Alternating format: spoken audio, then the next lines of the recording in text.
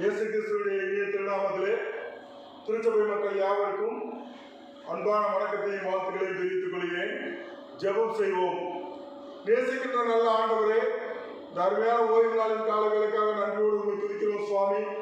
திருச்சபை மக்கள் அனைவரும் இல்லங்களிலே அமர்ந்து ஆண்டவரை ஆராதிக்கக்கூடிய இந்த நல்ல நாளுக்காக நன்றி செலுத்துகிறோம். ஆண்டவருடைய தெய்வீக பிரசனம் இல்லத்திலே அனைவரோடும் இருந்து ஜெபங்களையும் பாடல்களையும் ஆண்டவருடைய வார்த்தையும் செய்தியும் ஆசீர்வதித்தபடி உடைய பாதத்திலே மன்றாடுகிறோம் சுவாமி. எங்களை தாழ்த்தி இந்த கரத்தில் கொடுக்கிறோம். துதிகளை மகிமையை முக்கி செலுத்துகிறோம். இயேசு கிறிஸ்துவின் மூலம் கேட்கிறோம் அன்பின் தகப்பனே, ஆமென். இந்த ஆராதனைக்கு ஆரம்பமாக நாம் அனைவரும் அமர்ந்தவனமாக பாமாலயம் 19 எவ்வனமாக கர்த்தர் என்ற பாடலை பாடுவோம்.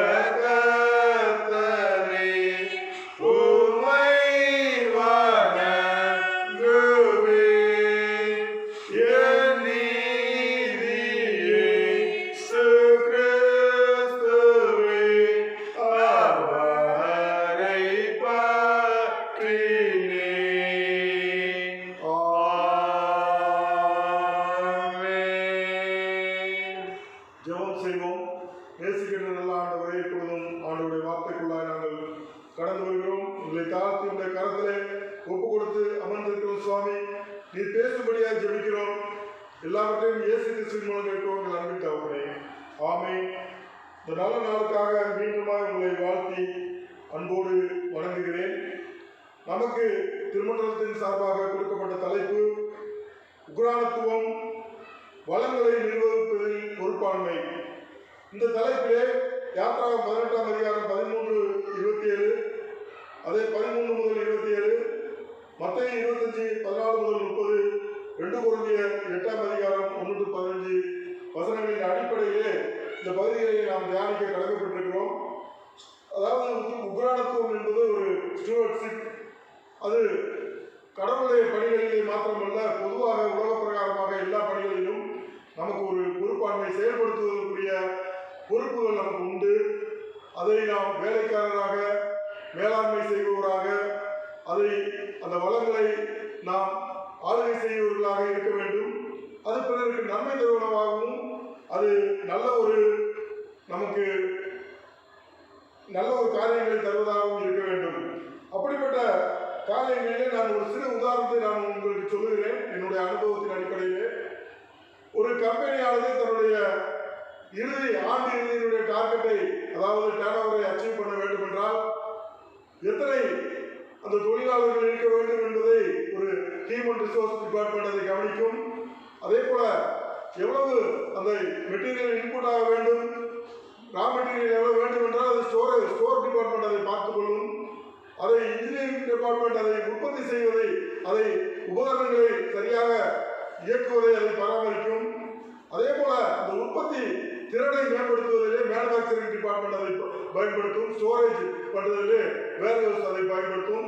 வெளியே கொண்டு செல்வதிலே இந்த விற்பனையிலே எல்லாவற்றையும் சேல்ஸ் டிபார்ட்மெண்ட் பார்த்துக்கொள்ளும். இப்படி ஒவ்வொருவரும் தங்களுடைய தனித்திறமையை அதை செயல்படுத்தி தங்களுடைய அந்த ஆண்டு டர்ன்ஓவரை அவர்கள் பூர்த்தி செய்வதற்கு ஒரு எஃபர்ட் எடுப்பார்கள். அதற்கு ஒவ்வொரு பொறுப்பும் ஒரு மேனேஜர், ஸ்டோர்ஸ் மேனேஜர், அது மேனுஃபேக்சரிங் மேனேஜர், பிஜிஎம் ரேங்க்ல, சிஎம் ரேங்க்ல இருப்பாங்க. அப்படிப்பட்டவர்கள் ஆளுமையில அந்த கம்பெனி தன்னுடைய டார்கெட்டை அச்சீவ் பண்ணும். அதே போலதான் நம்முடைய, அதாவது எந்த ஒரு ஊழிய பணியாளரும் சரி, மற்ற குடும்ப காரியங்களாலும் சரி, தொழிலாளரும் சரி, அதற்கு ஒரு நல்ல ஒரு மேலாண்மை நமக்கு தேவைப்படுகிறது. நல்ல ஒரு செயல்பாடு, அதை எடுத்து செய்யக்கூடிய ஒரு திறமை அதற்கு வளர்த்துக் கொள்வது அவசியம். அதை நாம் நமக்குள்ளே கொண்டு செல்ல வேண்டும். அதுதான் முக்கியம். இந்த பகுதியிலே யாத்ரா 18ஆம் அதிகாரத்திலே 1 முதல் 13 முதல் 27 நாம் பார்த்தோமானால், மோசே இதுவரை விடுதலை பணிக்காக எகிப்து தேசத்திலிருந்து அவர்களை விடுவித்தவர் இப்பொழுது அவர்களுக்கு நீதி செய்கிற நியாயாதிபதியாக செயல்படுகிறார். ஜனங்களுக்குள்ளே பெரிய பிரச்சனைகள் வரும்போதெல்லாம் மோசை நோக்கி வருகிறார்கள். கிட்டத்தட்ட 20 லட்சம் பேர், 6 லட்சம் குடும்பங்கள், அவர்கள் ஒவ்வொருவருக்கும் தங்களுடைய பிரச்சனைகளை நேரடியாக மோசே மூலமாக தீர்த்துக் கொள்ள ஆசைப்படுகிறார்கள். அவருடைய நீதியின் மேல் அவர்கள் நம்பிக்கை வைக்கிறார்கள். அதனால் அவர் அதை நீதி செய்து கொண்டிருக்கிறார். அவர்களை விசாரித்து தீர்ப்பு செய்கிறார். இப்படிப்பட்ட சூழ்நிலையிலே அவர் இந்த காரியங்களை குறித்து நாம் பார்க்கையிலே, காலை வருகின்ற மக்கள் இரவு வரை காத்திருக்க வேண்டிய ஒரு சூழல் காணப்படுகிறது. அது மோசேயினுடைய மாமனார் எத்திரோ என்பவர், அவர் மீதியான் தேசத்தைச் சேர்ந்த ஒரு ஆசாரியர். அவர் இதை பார்த்து கொண்டிருக்கிறார். மோசே ஒவ்வொரு மக்களுக்கும் நீதி செய்து வழக்குகளை விசாரித்து நீதி செய்கிறார். அப்படிப்பட்ட சந்தர்ப்பத்திலே அவர் இதை பார்த்து மோசேயிடம் கூறுகிறார், நான் உனக்கு ஒரு ஆலோசனை தருகிறேன். ஜனங்களை காலையில் வரவழைத்து மாலை வரை, இரவு வரை அவர்களை வைத்திருப்பது பெரிய பாரமான காரியம். உமக்கும் பாரமானது, அவர்களுக்கும் சுமையான காரியம். அதை நீ நீக்க வேண்டும் என்றால் தயவுசெய்து என்னுடைய ஆலோசனையை நீ கேட்க வேண்டும் என்று தன்னுடைய மாமனார் மூலமாக ஒரு ஆலோசனை பெறுகிறார். அது என்னவென்றால், இந்த ஒரு பணிக்காக நீ மட்டும் செய்யாதபடிக்கு உங்களுடைய ஜனத்தொகையிலே ஒரு 1000க்கு ஒரு அதிபதியாகவும், 100க்கு ஒரு அதிபதியாகவும், 50க்கு ஒரு அதிபதியாகவும், 10 பேருக்கு ஒரு அதிபதியாகவும் தேர்ந்தெடுத்துக் கொள்ளுங்கள். அதிலே அவர்கள் சாதாரண வழக்குகளை அவர்கள் தீர்க்கட்டும், முக்கியமான வழக்குகளை நீ தீர்த்துக்கொள் என்று அவருக்கு ஒரு ஆலோசனை சொல்லும் போது, நீ கடவுளிடம் அமர்ந்திருந்து அவருடைய காரியங்களையும் பிரமாணங்களையும் கட்டளைகளையும் பெற்று பொதுவான காரியத்தை மக்களுக்கு எடுத்துச் சொல்ல வேண்டிய உன்னுடைய பொறுப்பு. வழக்குகளை விசாரித்து தீர்ப்பு சொல்ல வேண்டியது அந்த கீழுள்ள அந்த அதிபதிகளுடைய பொறுப்பாக இருக்கட்டும் என்று சொல்ல போது, அது நல்ல யோசனையாய்ப்பட்டது. மோசே அதை செயல்படுத்துகிறார். இதில் முக்கியமான அந்த பணிக்காக தேர்ந்தெடுக்கப்பட்டவர்களுக்கு குறிப்பான ஒரு காரியம், உண்மையுள்ளவர்களாக இருக்க வேண்டும், கடவுளுக்கு பயந்தவர்களாக இருக்க வேண்டும், நீதி செய்கிறவர்களாக இருக்க வேண்டும், அடுத்து திறமையுள்ளவர்களாக இருக்க வேண்டும். இப்படிப்பட்ட பொருளாசை இல்லாதவர்களாய், பொருளாசையை பற்றி இச்சை உள்ளவர்களாக இருக்க வேண்டும். இப்படிப்பட்ட ஒரு நல்ல குணநலம் உள்ள மக்களை நீங்க அந்த 1000க்கு அதிபதி, 100க்கு அதிபதியா, 50க்கு அதிபதியாக தேர்ந்தெடுத்து இந்த பணியிலே அமர்த்து என்று அவர் விளக்குகிறார். ஆக இந்த நியாய விசாரிப்பு பணியிலே பொறுப்புகளை பகிர்ந்தளிக்க அவர் அழைக்கிறார். தான் நீ ஒருவரே செய்தால் மக்களுக்கு சுமை, மக்கள் உன்னை தேடி வருவது நியாயம்தான். ஒருவேளை நீ உண்மையுள்ளவர், நீதியுள்ளவர், தேவனுடைய ஊழியர், உன் மூலமாக பெரிய பெரிய காரியங்கள் அவர்களுக்கு கிடைக்கிறது, திருப்திப்படுகிறார்கள். அப்படி இருக்கும் போது நீ மட்டும் இதை செய்வதனால் எல்லா காரியம் தெரிந்து விடாது. இதை பகிர்ந்தளிக்க வேண்டும். அதை தேவனிடத்திலே அமர்ந்திருந்து நல்ல மனிதர்களை தேர்ந்தெடுத்து அவர்களுக்கும் தேவனுடைய அந்த ஆலோசனையை கற்றுத்தரக்கூடிய வல்லமையை பெற்றுக் கொடுக்க வேண்டும். அது பொறுப்பு என்று மோசேக்கு கற்றுக் கொடுக்கிறார். ஆக இது ஒரு நல்ல ஒரு சூழல். ஒரு மனிதன் தானே செய்வது சிரமமான காரியம். அந்த பணிகளை பிரித்து கொடுக்கும் போது அது லெகுவாக்கப்படும். அந்த வேலை சுலபமாய் முடியும். சீக்கிரமாக எல்லோரும் சந்தோஷப்படுவார்கள், எல்லோரும் நீதியை பெறுவார்கள், யாரும் கவலைப்பட மாட்டார்கள், சோர்வடைய மாட்டார்கள் என்ற ஒரு நல்ல எண்ணத்தோடு சொல்லப்பட்ட ஒரு காரியம். அப்ப நாம வளங்களை பகிர்ந்தெடுப்பதிலே, நிர்வகிப்பதிலே பொறுப்பாண்மை மோசைக்கு இருக்கிறது என்பதை எத்திரோ உணர்த்தினார். அப்படி உணர்ந்து செயல்படும் போது பிரித்து கொடுக்க சொன்னார். அதை அவர் அப்படியே செய்யும் போது அந்த காரியங்கள் திறமையாக முடிக்கப்பட்டது. அதுதான் இந்த காரியங்களை நாம் பார்க்கிறோம். இதற்கு ஒரு உதாரணம் என்னவென்றால், என்னாகும் 11ஆம் அதிகாரத்திலே 14ஆம் வசனத்திலிருந்து நாம் வாசித்தோமானால், ஜனங்கள் அந்த இறைச்சிக்காக மோசையிடம் சண்டையிடுவார்கள். நாங்கள் எகிப்து தேசத்திலிருந்து இங்கு வருவதற்கு எங்களுக்கு எந்த விதத்திலும் இது நன்மையா இல்லை, நாங்கள் இறைச்சி சாப்பிட்டு பல நாட்கள் ஆகுது என்று சண்டை போடும் போது மோசே ஆண்டவரை நோக்கி கதறுவார். அந்த நேரத்திலே முறையிட்டுக் கொண்டிருந்த நேரத்தில் அவர் சொல்வார், நான் என்ன இவர்களை என்னுடைய கற்பத்திலிருந்து பெற்றெடுத்தேனா? நான் எப்படி இவர்கள் இத்தனை ஜனங்களுடைய சுமையை சுமக்க முடியும்? நான் ஒருவனே சுமப்பது எப்படி இயலும் என்று ஆண்டவர்களை கேட்கும் போது 16ஆவது வசனத்திலே நாம் வாசிப்போமானால், அப்பொழுது கர்த்தர் மோசையை நோக்கி, இஸ்ரவேல் ஜனங்களுக்கு மூப்பரும் தலைவருமானவர்கள் இன்னார் என்று நீ அறிந்திருக்கிறாயே, அந்த மூப்பரில் 70 பேரை கூட்டி அவர்களை ஆசரிப்பு கூடாரத்தில் அங்கே உன்னோட கூட நிற்கும்படி செய் என்று சொல்லி, அப்பொழுது நான் இறங்கி வந்து அங்கு உன்னோட பேசி, நீ ஒருவன் மாத்திரம் ஜனங்களின் பாதத்தை சுமக்காமல் உன்னுடனே கூட அவர்களும் அதை சுமப்பதற்காக உண்மையில் இருக்கிற ஆவியை அவர்கள் மேலும் ஊற்றுவேன் என்று சொல்லுகிறார். ஆமா, நீ தேர்ந்தெடுக்கப்பட்ட அந்த 70 பேரின் மேலும் கடவுளின் ஆவி ஊற்றப்படும். கடவுளும் அதை அங்கீகரிக்கிறார். ஆக பணிகளை பிரித்துக் கொடுப்பதிலே கடவுள் விருப்பப்படுகிறார். எல்லோரும் இணைந்து செய்வதிலே கடவுள் விருப்பப்படுகிறார். ஆனால் அதிலே திறமையானவர்களாக இருக்க வேண்டும். அதை பொருளாசைக்காரர்களாக இருக்கக்கூடாது, உண்மையுள்ளவர்களாக இருக்க வேண்டும். அது மாத்திரமல்ல, அந்த காரியங்களிலே இன்னும் தேவனுக்கு பயப்படுவர்களாக இருக்க வேண்டும். இப்படிப்பட்ட குண அதிசயத்தோடு தேர்ந்தெடுத்து அந்த ஜனங்களுக்கு நியாயம் விசாரிக்க வேண்டியது மோசேயுடைய பொறுப்பாக இருந்தது. அதை சரியாக செய்தார்கள்.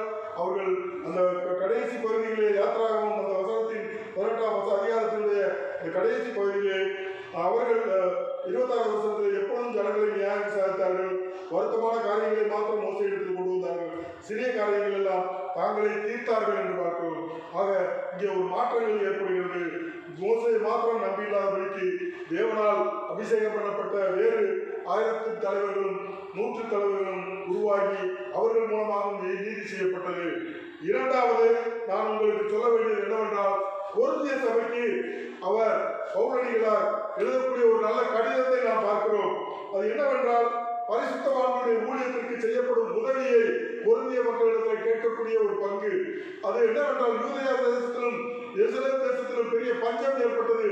அந்த பஞ்சத்திலே பரிசுத்தவான்கள், சீடர்கள், அவர்களை சேர்ந்த கிறிஸ்தவ மக்கள் எல்லோரும் பாதிக்கப்பட்டு பணம் இல்லாமல், உடை இல்லாமல் தவித்துக் கொண்டிருந்த வேளையிலே பரிசுத்த பவுல் அவர்கள் தன்னுடைய கொரிந்து சபைக்கு ஒரு கடிதத்தை எழுதுகிறார். தீர்த்தியின் மூலமாக அதை நிறைவேற்ற ஆசைப்படுகிறார். அது என்னவென்றால், நீங்கள் மக்களுடைய சபையார் மிக உதாரணமாய் கொடுத்தார்கள். தன்னுடைய உபத்திரத்துகளையும் கொடுத்தார்கள். தன்னுடைய தேவை திராணிக்கு மிஞ்சியும் கொடுத்து உதவினார்கள். அப்படிப்பட்ட மக்களைப் போல நீங்களும் அந்த கொடுப்பதிலே நீங்கள் சிறந்து விளங்க வேண்டும் என்று சொல்லுகிறார். அந்த பகுதியிலே நீங்கள் 7ஆவது வசனத்தை எடுத்து வாசித்தீர்களானால் அதில் ஒரு நல்ல ஒரு காரியங்கள் நமக்கு சொல்லப்பட்டிருக்கிறது. அந்த 8ஆம் அதிகாரம் 7வது வசனத்துல, அல்லாமலும் விசுவாசத்திலும் போதிப்பிலும் அறிவிலும் எல்லா ஜாக்கிரதையிலும் எங்கள் மேலுள்ள உங்கள் அன்பிலும் மற்ற எல்லா காரியங்களும் நீங்கள் பெரிய இருக்கிறது போல இந்த தர்ம காரியத்தில் பெருக வேண்டும் என்று விரும்புகிறார். ஆக அதில் என்ன ஒரு அவர் ஆசைப்படுகிறார் என்றால், இந்த காரியங்கள் கொரிந்திய சபையில் எல்லாவற்றிலும் அவர்கள் பெருகி இருக்கிறார்கள். விசுவாசம் பெருகி இருக்கிறது, நற்பண்புகள் பெருகி இருக்கிறது, அறிவு பெருகி இருக்கிறது, நல்ல ஒரு போதனை பெருகி இருக்கிறது, ஜாக்கிரதையாக வாழ்வது பெருகி இருக்கிறது. நல்ல காரியங்கள்லாம் வளர்ந்து கொண்டிருக்கிற இந்த நேரத்தில் கொடுப்பதில் நீங்கள் பெருக வேண்டும். அதற்கு மக்களுடைய சபை போல முன்மாதிரியாய் எழுப்ப வேண்டும்.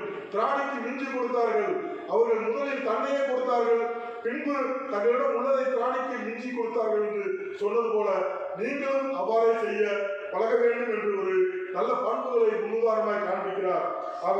அவருடைய அந்த நோக்கம் இந்த பகுதியில அந்த கொரிந்திய சபை மூலமாக அந்த பரிசுத்தவான்களுக்கு எருசலேமில் உள்ள யூதேயாவில் பரிசுத்தவான்களுக்கு உதவி செய்ய வேண்டிய அந்த பணிகளை முடுக்கிவிட்டு நல்ல எல்லா மக்களையும் அதை உள்ளடக்கி அந்த பணிகளை திறப்பட செய்ய தன் மூலமாக தீர்த்துவை அனுப்புகிறார். தீர்த்து ஏற்கனவே இந்த பணிகளிலே ஆர்வம் காட்டி அதை ஆரம்பித்திருக்கிறார். அதை அவரே முடிக்க வேண்டும் என்று விரும்பி அவரை அனுப்புகிறேன், அவருக்கு எல்லா உதவிகளையும் செய்து அவரை அந்த காரியங்களை முடிக்க உதவி செய்யுங்கள் என்று அவர் அனுப்பி வைக்கிறார். ஆக இதில் இன்னொரு காரியம் வருகிறது என்னவென்றால், நல்ல காரியத்திலே தகுதியுடைய நபர்கள் விலகி செல்லக்கூடாது. தீர்த்து ஒருவேளை நல்ல காரியத்தை தொடங்கி வைத்துவிட்டு அவர் விலகி விடக்கூடாது என்ற நோக்கத்திற்காக இதை முடித்து வைத்து செல் என்று அவரையே மீண்டுமாய் அனுப்புகிறார்.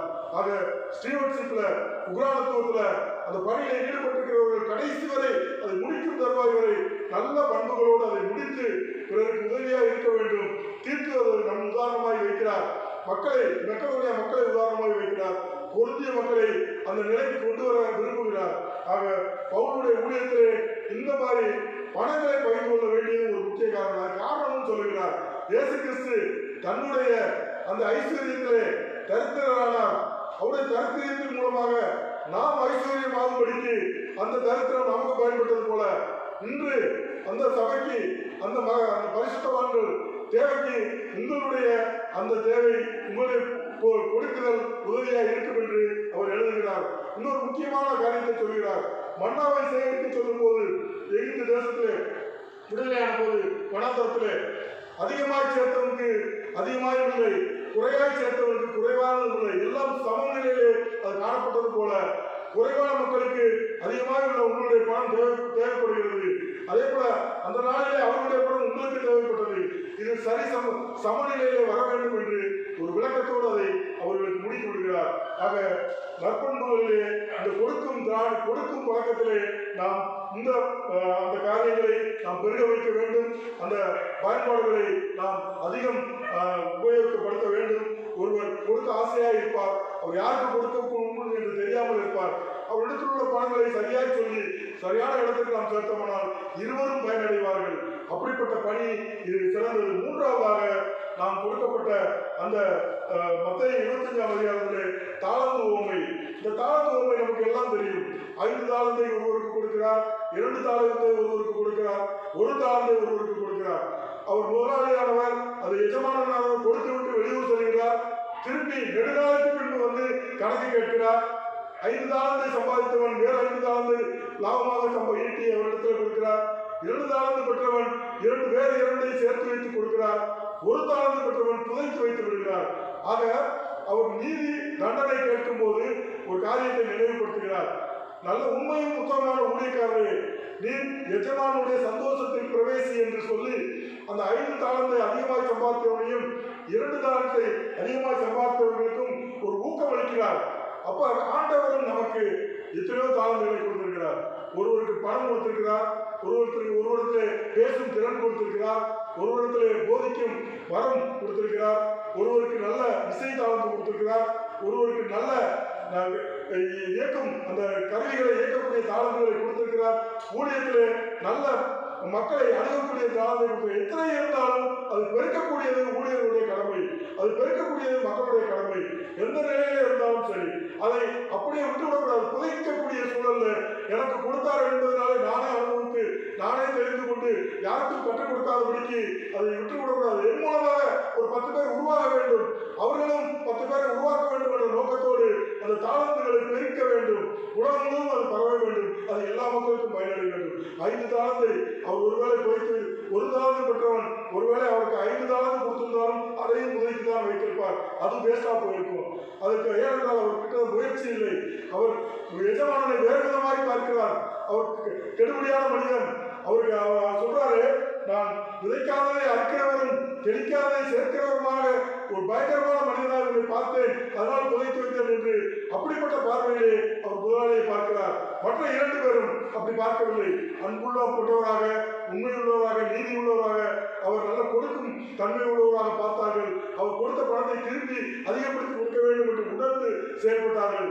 இவர் ஒருவர் மாத்திரம் அந்த முதலாளியை தவறாய் பார்த்தார். எஜமானரை அவர் கண்டிப்பானவர் என்று பார்த்து எப்படியாவது பயத்துடன் அதை நாம் கொடுத்ததை திருப்பி கொடுத்து விட்டுவோம், வேற ஒன்றும் செய்ய வேண்டாம் என்ற ஒரு பய உணர்வோடு அதை புதைத்து வைத்தார். ஆக அவருடைய வாழ்க்கையிலே பயம்தான் காரணம். அந்த காரணத்தை நீங்கள் தயவு செய்து உணர்ந்தவர்களாய் இந்த 3வது காரியத்திலே நாம் எப்படி பார்க்கிறோம்? முதலாளியானவர் நல்ல மனிதன். அவர் திருப்பி சேர்த்து நல்ல சேகரித்து அதிகம் கொடுத்தவர்களுக்கு உண்மையும் உத்தமான ஊழியக்காரனே, எஜமானனுடைய சந்தோஷத்தில் பிரவேசி என்று சொல்லி கொஞ்சத்தில் உண்மையாயிருந்தால் அநேகத்தில் அதிகாரியாக வைப்பேன் என்று அவரை உற்சாகப்படுத்துகிறார். அப்படிப்பட்ட மனிதரை போய் இவர் என்ன சொன்னார் என்றால், இவர் தவறான ஒரு கருத்தை சொன்னார். நீ இந்த மனிதனாக நான் உன்னை பார்க்கிறேன். அவர் என்ன சொன்னார் என்றால்,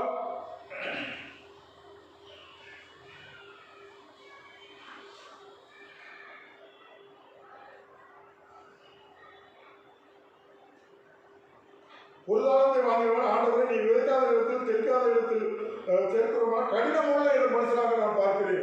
கடினமுள்ள மனுஷனாக அவர் பார்க்கிறார். இவர்கள் நல்ல மனிதனாய் பார்த்தார்கள். ஆக தாளந்தை பெருக்கினார்கள், தாளந்தை பெருக்கவில்லை. இதுதான் இங்கே விசேஷம். நம்முடைய பார்வை முக்கியமானது. இந்த 3 காரியங்களை நினைவில் வைத்துக் கொண்டு நாம் எதில் பெருக வேண்டும், எதில் நம்முடைய உக்ரானத்துவம் கூட்டப்பட வேண்டும், அது சோர்ந்து போயிருக்கிறோமா, அது பின்வாங்கி இருக்கிறோமா என்பதை உணர்ந்தவர்களாய் நாம் அதை சரிப்படுத்த இந்த பகுதி நம்மை அழைக்கிறது. தேவன் இந்த பகுதிகள் மூலமாக நம்மை வழிநடத்துவதாக ஆமென். ஜெபம் செய்வோம். நேசிக்கின்ற நல்ல ஆண்டவரே, இந்த அருமையான வேலைக்காக நன்றியோடு துதிக்கிறோம் சுவாமி. ஆண்டவருடைய பாதத்திலே நாங்கள் உக்ரானத்துவ பணியிலே வளங்களை மேம்படுத்தக்கூடிய காரியங்களை அர்ப்பணித்து செயல்பட எங்களை வழிநடத்துங்க. எங்கள் திருச்சபை குடும்பங்களிலே ஒவ்வொருவருக்கும் நல்ல சுகம்பலம் தாருங்க சுவாமி.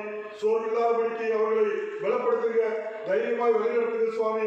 எந்தெந்த காரியங்களில் குறைபட்டு காணப்படுகிறார்களோ அத்தனை உடைய பாதத்தில் வைக்கிறோம் ஆண்டவர். அந்தந்த உள்ளத்தை அறிந்து அவர்கள் தேவைகளை சந்தித்து அவருடைய பிள்ளைகள், அவருடைய தொழில்கள், அவருடைய பிள்ளைகளுடைய படிப்பு, எதிர்கால வாழ்க்கை, திருமணங்கள், பிள்ளை செல்வங்கள் எல்லாவற்றையும் ஆசீர்வதித்து தர வேண்டும் சுவாமி. கோவிலுடைய காரியங்களிலே, ஆலய காரியங்களிலே வளர்ச்சி பணிகள் பாதிக்கப்படக்கூடாது.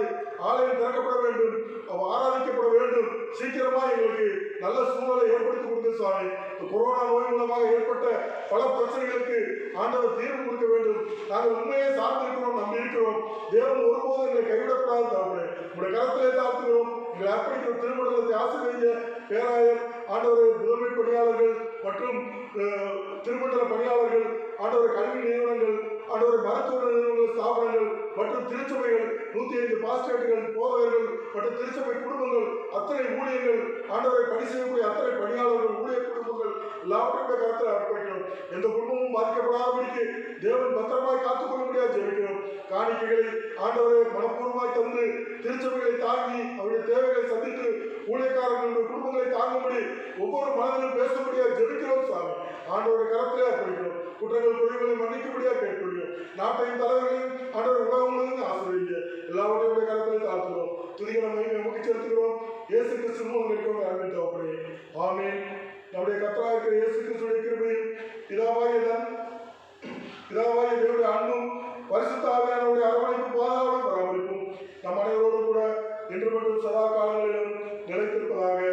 ஆமென். ஆத்துமாவே